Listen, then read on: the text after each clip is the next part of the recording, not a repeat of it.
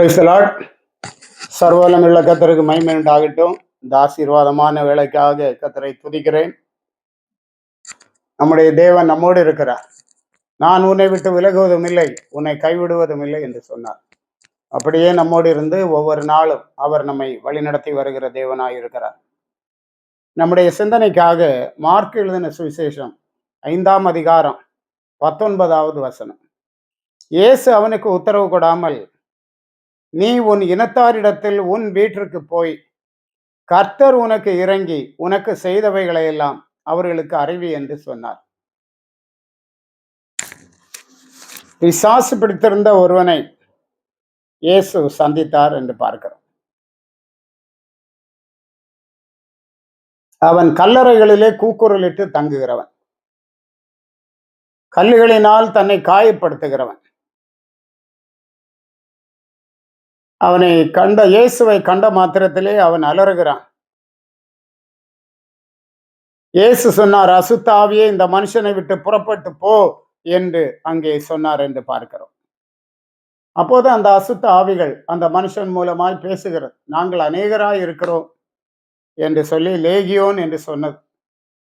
கடைசியிலே அவைகள் ஆண்டவரை வேண்டிக் கொள்ளுகிறது, இந்த பன்றி கூட்டத்தில் போகும்படி கட்டளை கொடும் என்று. அப்படியே அந்த பன்றி கூட்டத்தில் போகும்படி கட்டளை கொடுத்தார்.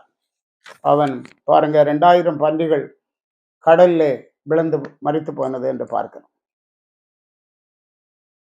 அப்போது அங்கிருந்த ஜனங்கள் இயேசுவை அப்புறம் போகும்படி, அந்த பட்டணத்தை விட்டு போகும்படி வேண்டிக் கொண்டார்கள். இயேசுவும் போய்விட்டார். ஆனால் அந்த மனுஷன் விடுதலையாகி அவன் வஸ்திரம் தரித்து அவன் ஆண்டவரிடத்திலே வந்தான்.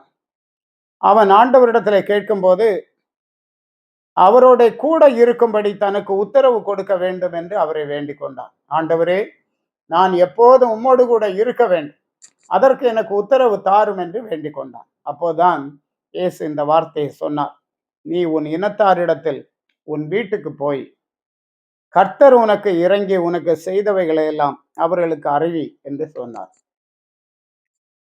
தேவன் நம்முடைய வாழ்க்கையில கூட எவ்வளவோ நன்மைகள் நமக்கு செய்திருக்கிறார், விடுதலைகள் தந்திருக்கிறார். சாத்தானுடைய பிடியில் இருந்து நம்மை விடுவித்திருக்கிறார். அதிசயமான காரியங்கள் நம்முடைய வாழ்க்கையில செய்திருக்கிறார். அதை குறித்து நாம் சாட்சி சொல்ல வேண்டும். முதலாவது யாருக்கு சொல்ல வேண்டும்? நம்முடைய இனத்தாருக்கு சொல்ல வேண்டும். ஆண்டவர் நமக்கு இறங்கி நமக்கு செய்த எல்லாவற்றையும் நம்முடைய இனத்தார், நம்முடைய ரிலேட்டிவ்ஸ், இவர்களுக்கு நாம் சொல்ல வேண்டும். ஏனென்றால் கர்த்தர் நமக்கு செய்ததை நாம் சொல்லுகிறோம். அதுக்கு பேர் தான் சாட்சி என்று பார்க்க. ஆண்டவருக்கு சாட்சியாக நாம் இருக்க வேண்டும். தேவனிடத்திலே பெற்ற நன்மைகளுக்கு நாம் பாருங்க, அதற்கு ஒரு தேங்க்ஃபுல்னஸ் நம்மிடத்துல இருக்க வேண்டும். ஒரு நன்றி கூறுகிற அனுபவம் நம்மிடத்துல இருக்க வேண்டும். இதை மற்றவர்களுக்கு சாட்சியாக சொல்லும் போது ஆண்டவரும் பிரியப்படுகிறார் என்று பார்க்கிறோம். அந்தபடி அவன் போய் இயேசு தனக்கு செய்தவைகளை எல்லாம் தெக்கப்போலி என்னும் நாட்டில் பிரசித்தம் பண்ண தொடங்கினான். எல்லாரும் ஆச்சரியப்பட்டார். இயேசு தனக்கு செய்த காரியங்களை அவன் போய் தன் நாட்டில் பிரசித்தம் பண்ணுகிறான். எல்லாருக்கும் சொல்லுகிறான். சந்தோஷத்தின் மிகுதியினாலே திரும்ப திரும்ப சொல்லுகிறான். எல்லோரும் ஆச்சரியப்பட்டார். ஐயோ, இப்படி இருந்த ஒரு மனுஷன் இந்த அளவுக்கு மாற்றப்பட்டானே, இயேசுவின் வல்லமை எவ்வளவு பெரியது, இவனுடைய வாழ்க்கையில நல்ல மாறுதலை கொடுத்தாரு என்று சொல்லி எல்லாரும் ஆச்சரியப்பட்டாரு.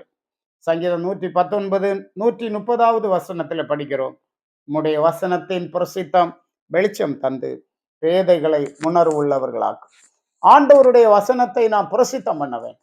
அப்போது தேவனை குறித்து அறியாதவர்கள், பேதைகள், வேத அறிவில்லாதவர்கள், அவர்களை உணர்வு உள்ளவர்களாக மாற்றுகிறார். அவர்களுடைய கடினமான இருதயத்துல அந்த வார்த்தைகள், வசனங்கள் தொடும்போது ஒரு உணர்வை கொடுக்கிறது. இந்த காலை வேளையிலும் கூட அன்பான தேவ பிள்ளைகளாகிய நாம் ஆண்டவருடைய நாமத்தை குறித்து, தேவன் செய்த நன்மைகளை குறித்து சாட்சி பகர்ந்து அநேகருக்கு ஆசீர்வாதமாய் காணப்படுவோம். கர்த்தர் உங்களை ஆசீர்வதிப்பாராக. ஜெபிப்போம். உன்னதங்களில் வாசம் பண்ணுகிற பரிசுத்த பிதாவே, நீர் அதிசயங்களையும் அற்புதங்களையும் செய்கிறேன். உம்முடைய வார்த்தையை அனுப்பி அவர்களை குணமாக்குகிறேன்.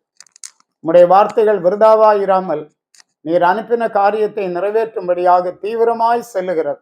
அப்படி ஆண்டவரே, எங்களுடைய வாழ்க்கையிலும் நீர் செய்த எல்லா அற்புதங்களுக்காக நன்றி சொல்லுகிறோம். நாங்கள் அவைகளை சாட்சியாக மற்றவர்களுக்கு அறிவிக்க, ஆண்டவருடைய நாமத்தை பிரஸ்தாபம் பண்ண, பிரசித்தம் பண்ண ஒவ்வொருவருக்கும் கிருபை தார். இந்த நாளும் அருமையான உம்முடைய பிள்ளைகளுக்கு ஆசீர்வாதமாய் இருக்கட்டும், பலப்படுத்தும். இயேசு மூலம் கேட்கிறோம் பிதாவே. ஆமென். ஆமென். God bless you.